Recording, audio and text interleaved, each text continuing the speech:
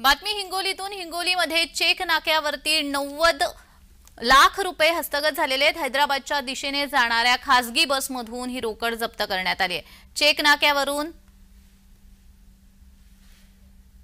हिंगोलीत 90 लाख रुपये चेक नाक्यावरती हस्तगत करण्यात आलेले आहेत।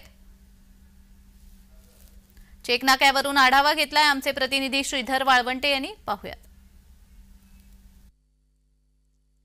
सध्या राज्यामध्ये निवडणुकीचे बिगुल वाजले आहे। निवडणूक मोठ्या प्रमाणामध्ये जे मतदारक आहेत ते नागरिक आहेत आणि याच संदर्भामध्ये जे आहे ते प्रचार मोठ्या प्रमाणात चालू झालेला आहे आणि याच अनुषंगाने हिंगोली जिल्ह्याभरामध्ये अनेक ठिकाणी जे आहेत ते चेकपोस्ट नाके या ठिकाणी लावलेले आहेत आणि संपूर्ण गाड्या ज्या आहेत ते तपासूनच या ठिकाणी पाठवत आहेत।